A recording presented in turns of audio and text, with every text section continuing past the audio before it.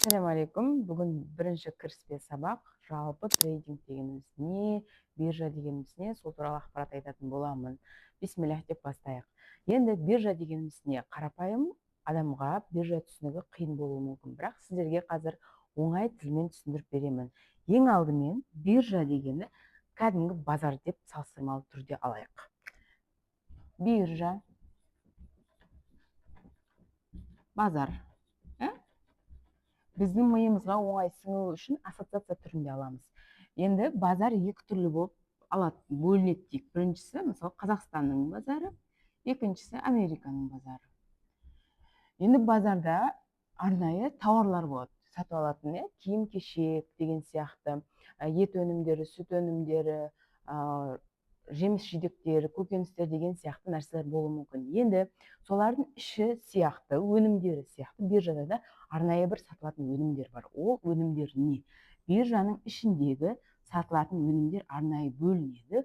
Олар фондовый рынок,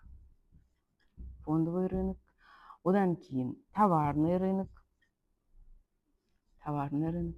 валютный рынок, криптовалютный рынок,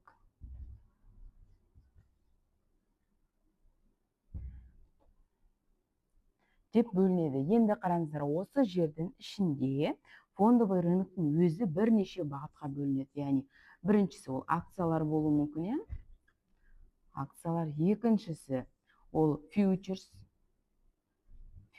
болуы мүмкін. Одан кейін опцион, ETF деген сияқты әртүрлі бағыттарға бөлінеді. Товарный рынок бұл кәдімгі алтын, күміс, мұнай деген сияқты товарлар. Күміс, мұнай. Енді валютный рынок, өздеріңіз білесіздер, валюта, әр елдің өзінің валютасы бар, мысалы доллар, теңге, евро деген сияқты. Дәл сондай валюталармен торговать етілетін рынок. Одан кейін крипторынок деген бұл электронды валюта. Қазір барлығымыз қолма-қол теңге ұстамаймыз, ақша ұстамаймыз, барлығын не істейміз? Банктарда сақтаймыз, банктар арқылы төлем жасай саламыз. Дәл сол сияқты крипторынокта барлық ақша айналымда электронно жүреді. Яғни бұл крипторынок деп аталады. Яғни рыноктың ішінде біз не бар екенін түсіндік. Енді осы заттардың, осы өнімдердің халалы да бар, харамы да бар. Оны кім шешеді? Халал, мынау харам деген сияқты бұл нәрселердің барлығын, мысалы үшін Қазақстанда пәтуа беретін Қазақстан мұсылмандар діни басқармасы бар, КМДБ деп айтамыз қысқартып. Сол КМДБ сияқты бүкіл әлемде пәтуа беретін сондай ұйым бар. Ол ұйымның аты IOFI деген осындай ұйым бар.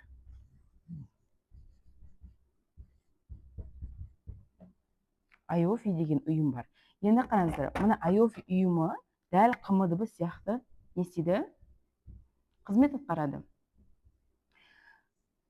Арнайы бір стандарттарға сәйкес екендігін тексереді.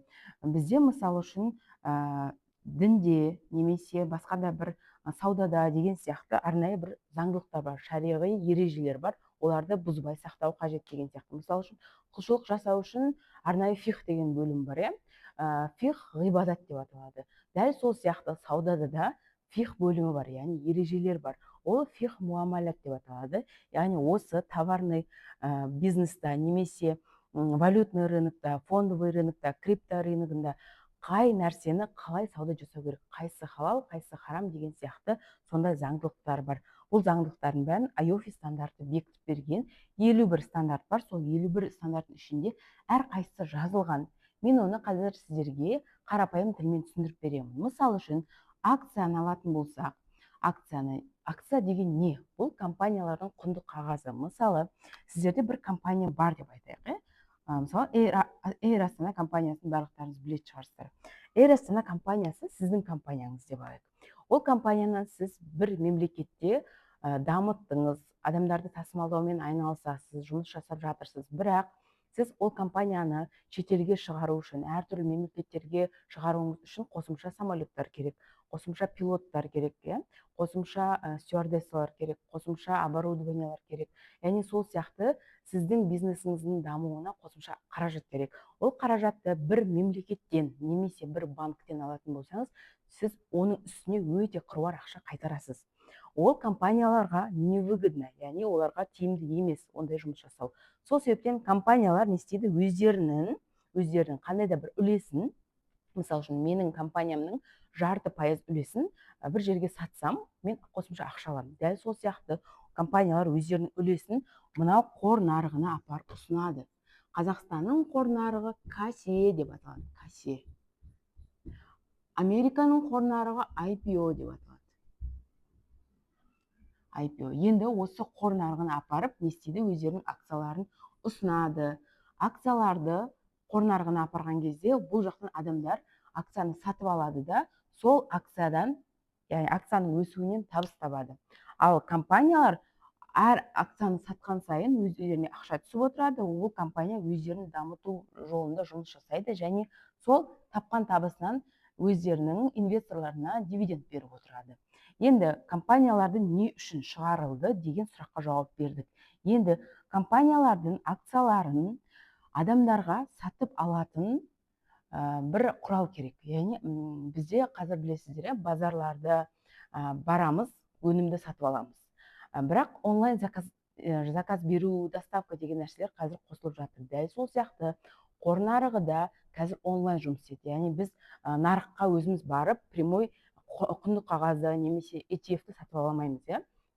Сол себептен бізге осы жерде не көмектеседі? Яғни қор нарығымен жұмыс жасауға бізге, яғни біз прямой бара алмағандықтан көмектеседі брокер. Қор нарығына. Ол американдық қор нарығы болсын, немесе қазақстандық қор нарығы болсын, міндетті түрде екеуіне де кім керек? Брокер керек. Яғни брокер дегеніміз бұл делдал екен. Осы брокерлерге қазір қосымша тоқталамыз. Қазір мен мына тақырыпты аяқтап бітіріп тастайын. Енді акция түсінікті, не үшін пайда болғаны. Енді акциялардың ішінде халалы да бар, харамы да бар. Сондықтан бұл жерге и галочка қоямыз, и крестик қоямыз. Яғни халалы да бар, харамы да бар. Фьючерс дегеніміз бұл толықтай харам. Яғни фьючерспен айналысуға болмайды. Неге? Себебі фьючерс дегеніміз, мысалы үшін мен компанияның, мысалы үшін бізде адамдар кредит алады ғой, банктерден кредит алады. Сол кезде келісім шарт болады. Мен пәленшеева түгенше осыншама кредит алдым, банкке осынша жыл ішінде мынанша процентпен қайтарамын деген сияқты фиксированный проценті, өсімі бар, сондай қағаз болады. Дәл сол сияқты жүйе, бірақ фьючерсте орын алады. Яғни адам мен компанияның арасында сондай хат болады, яғни келісім, контракт.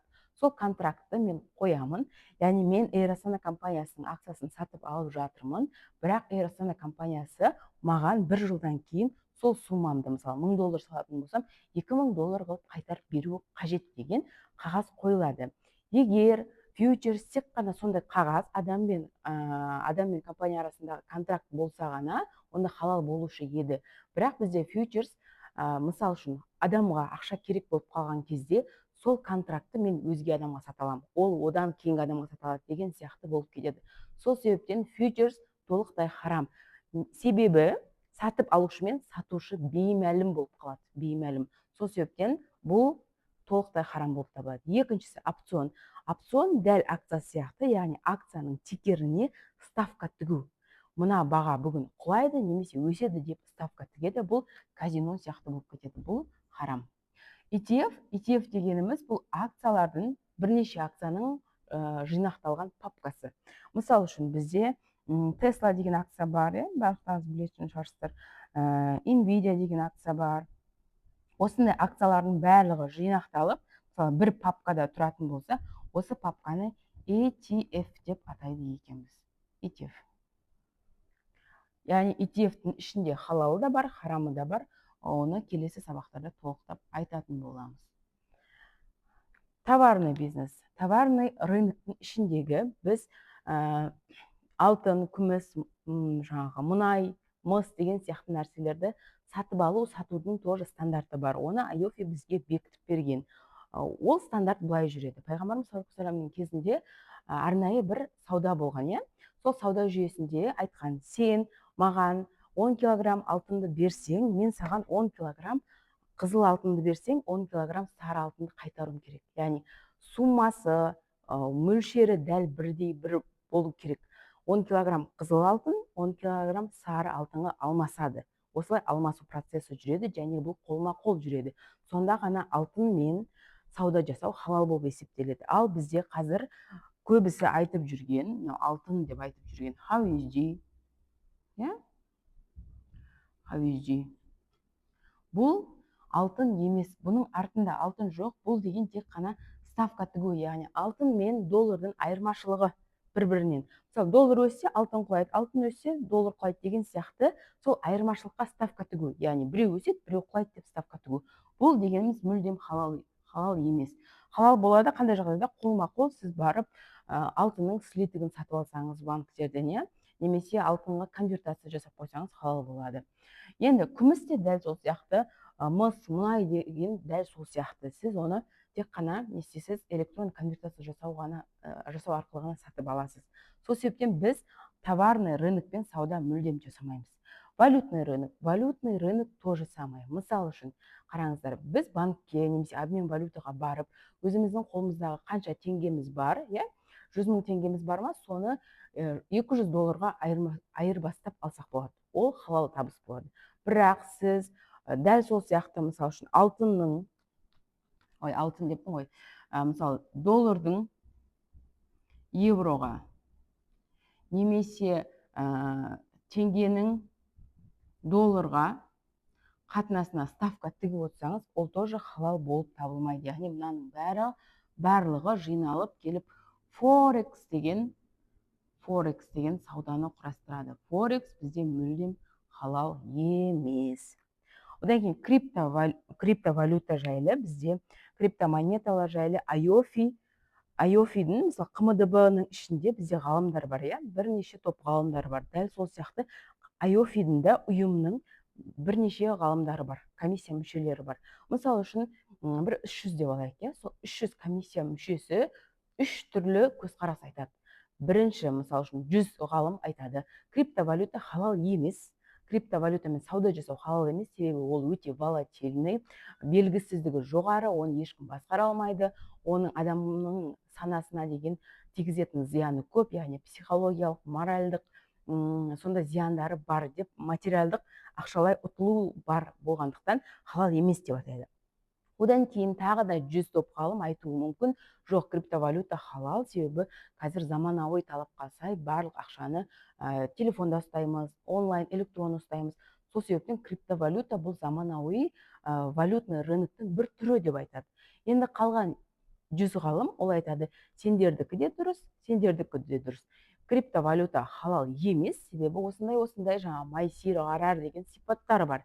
Яғни белгісіздік және құмарлық сипаттары болғандықтан ол халал емес болады дейді.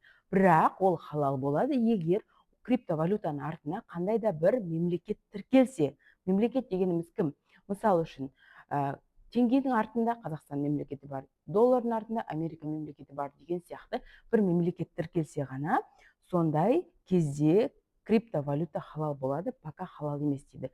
Сонда ғалымдар 3 түрлі көзқарасқа сүйенеді, ал біздің КМДБ жаңағы IOFI-дің ғалымдарының ішіндегі халал емес деген пәтуаны ұстанады. Сондықтан біз КМДБ-ға бағынғандықтан криптовалютамен сауда жасамаймыз. Халал харам бойынша осы нәрселерді білуіміз қажет. Сонда біз халал трейдинг бойынша таңдап алдық, ішінен халал акциялармен сауда жасау және халал ETF-тармен бірге сауда жасайтын боламыз. Және енді бағанағы брокер деген нәрсеге келіп тоқталайық. Брокер дегеніміз 2 түрге бөлінеді. Мына жерге жазайын. Брокер 2-ге бөлінеді. Біріншісі CFD, екіншісі реал. CFD дегеніміз бұл дәл рынокта қандай картина болып жатыр, сондай картинаны графикті қойып, соның артында сауда жасайтын. Бұл жерде CFD брокерлер келіп, мына қор нарығымен жұмыс жасамайды, мүлде жұмыс жасамайды. Олар тек қана графикті қойып, сауда жасайды. Яғни contract for difference деп аталады бұл расшифровкасы. Яғни бұл жерде тек қана контракт сатады бұлар, контракт. Мысалы үшін мен акцияны сатып аламын деп ставка тігемін, біреу сатамын деп ставка тігеді. Дәл сол ставканың әсерінен CFD брокерлер табыс табады. Ал реал брокер, бұл реал брокер заңды, лицензиясы бар, қор нарықтарымен жұмыс жасайтын, сіз акция сатып алсаңыз, сіздің ақшаңызды қор нарығына апарып беретін және қор нарығындағы акцияны сіздің атыңызға аударып беретін реальный, лицензированный заңды брокерлар болып табылады. Бұл брокерлардың ішінен атап өтетін боламын. Мысалы үшін Freedom брокерді алсақ болады, Пайдекс брокерді алсақ болады, интерактив брокерді алсақ болады, инвестинг брокерді алсақ болады. Яғни халал деп айтылмайды, бірақ заңды брокерларымыз бар. Және CFD брокерлар, мысалы Capital.com, XM, XPro, Juno Market деген сияқты осындай брокерлар көп. Яғни бұлармен сауда жасау толықтай харам болып табылады. Реал брокерлармен сауда жасау халал болып табылады екен. Енді анықтап алдық. Сонда бізге не қажет екенін. Біз қор нарығымен, именно халал акциялармен немесе халал ETF-тармен жұмыс істейміз, реальный брокермен, заңды брокермен, чтобы өзіміздің акцияларымызды сатып алған кезде біз нақты актив сатып алуымыз үшін. Яғни нақты актив деген сіздің сатып алған акцияңыздың құнды қағазын сіздің атыңызға жазып беретін реальный брокермен жұмыс жасауыңыз қажет. Енді келесі тақырып. Бір пауза жасап жіберейік.